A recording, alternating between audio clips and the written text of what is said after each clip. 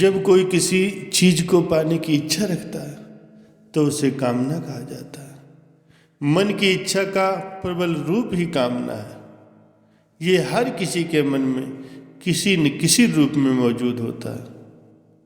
अपने शुद्ध स्वरूप में कामना उन्नतशील और ज्ञान के अभाव में पतनशील हो जाती है। परम संत श्री कबीर साहब जी फरमाते हैं, झूठे सुख को सुख कहे मानत है मनमोद। अर्थात मनुष्य भौतिक संसाधन और धन दौलत से प्राप्त होने वाले क्षणिक सुखों को ही सुख समझता है और इसी क्षणिक सुख को भोगने में अपना सारा जीवन लगा देता है। उसके भोगों में अंधा होकर के मन ही मन वो प्रसन्न होता रहता है। मन की इच्छाएं अनंत है। मनुष्य की इंद्रियां उसकी इच्छा अनुसार ही संचालित होती हैं। वो इंद्रियों के द्वारा अपनी कामनाओं को पूर्ण करना चाहता है, परंतु इंद्रियों से प्राप्त सुख क्षणिक होता है। अज्ञान के अभाव में क्षणिक सुखों को प्राप्त करना ही वो जीवन का उद्देश्य समझता है। एक मिल गया, एक जरूरत पूरी हो गई तो दूसरी की दौड़ शुरू हो जाती है। साधारण मनुष्य इन्हीं इंद्रियत वस्तुओं में ही अपने सुख को ढूंढ रहा है। इंद्रियगत वस्तुओं से अधिक लगाव कामना की विकृति का कारण होता है। इन वस्तुओं से सुख की चाहत उसके मन में लोभ उत्पन्न करता है। इंद्रियों को बहुत अधिक महत्व देने से काम उत्पन्न होता है। मन की इच्छाओं को अधिक महत्व देने से मोह उत्पन्न होता है। साधारण मनुष्य मन की इच्छाओं को पकड़ कर रखता है और मनुष्य चाहता है कि सब कुछ उसकी इच्छा के अनुसार हो। ऐसा नहीं होने पर उसके मन में क्रोध उत्पन्न होता है। काम, क्रोध, लोभ, मोह के प्रभाव में आकर वो असीम चेतना को समझने में असमर्थ होता है। संत फरमाते हैं कि तुम जो मांगते हो उससे दुगना भी अगर मिल जाए तो भी तुम्हारी दौड़ खत्म नहीं होगी। तुम्हारे जीवन की व्यवस्था में ही शिकायत है और जबकि इतना मिला है तुम उसे देख नहीं पा रहे हो। एक आदमी ने बहुत दिनों तक परमात्मा की पूजा की। परमात्मा प्रकट हुए। उस आदमी ने वरदान मांगा कि मैं जब भी जो भी मांगू मुझे मिल जाए। पास ही शंख था। परमात्मा ने उठाकर वो शंख उसे दे दिया और कहा, इसे संभाल के रखो, इससे जो मांगोगे वो मिल जाएगा। ये कह करके परमात्मा चले गए। उस आदमी ने तत्क्षण ही उस शंख से कहा, मुझे 1,00,000 रुपया मिल जाए।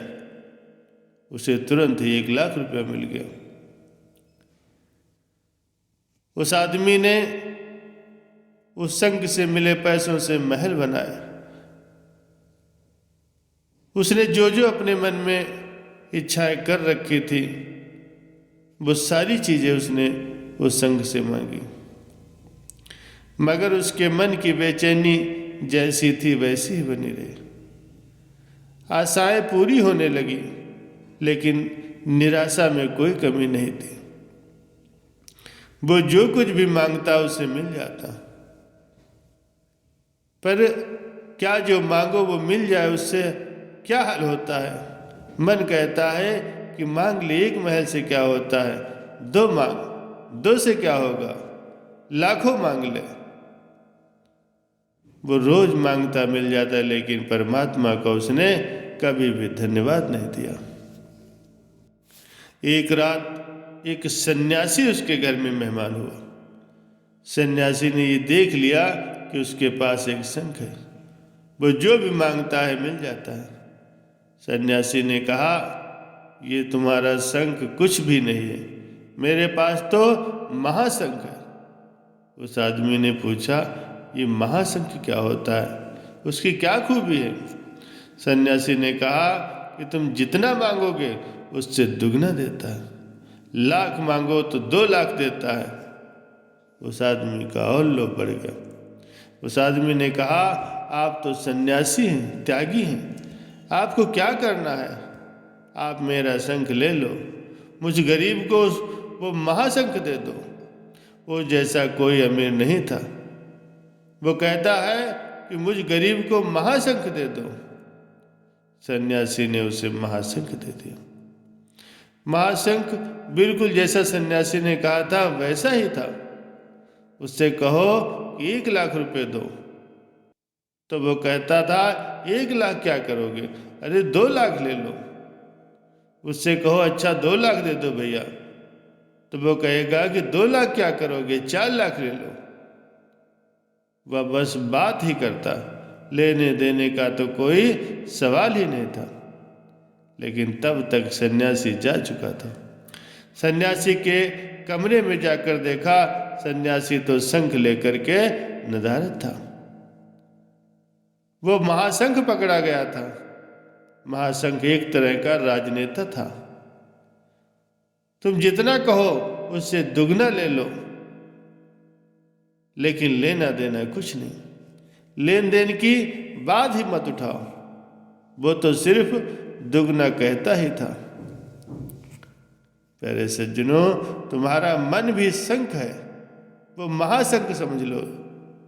तुम जो भी मांगते हो वो मिल जाता है, लेकिन उसके दौड़ नहीं मिटती।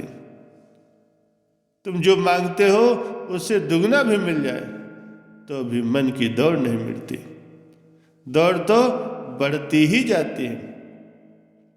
लोग दौड़ते दौड़ते अपनी कब्रों में गिर जाते हैं, लेकिन मंजिल कहाँ आती है।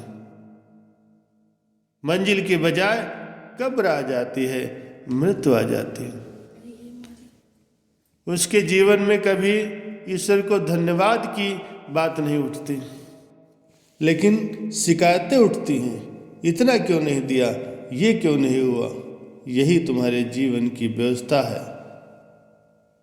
देह धरे का दंड है, सब काहू को होए। ज्ञानी भुगते ज्ञान से, अज्ञानी भुगते रोए। परम संत कबीर साहब जी कहते हैं, ये जो शरीर है ये दंड देने वाला है, दुख देने वाला है। सुख भोग की कामना, भोग को भोगना ही शरीर का दंड है। और ये दंड सभी को बार बार भुगतना पड़ता है। अंतर सिर्फ इतना है कि ज्ञानी इसे संतुष्टि से भोगते हैं और अज्ञानी दंड स्वरूप भोग को रोते रोते झेलते हैं। अज्ञान के अंधेरे में जीवन में हाय हाय करते रहते हैं। काजल केरी कोठरी, मसी कर्म कपाट। पाहनी बोई पृथ्वी, पंडित पाड़ी बात। मनुष्य में कामना का अपने विकृत रूप में होना ही समस्त दुखों का मूल है। परम संत श्री कबीर साहब जी फरमाते हैं, ये संसार काजल की कोठरी है।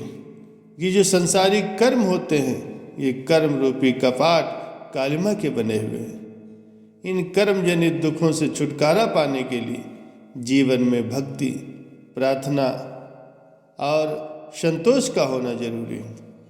कामना रहित कष्टों से मुक्ति के लिए कामना रहित कर्म होना जरूरी है।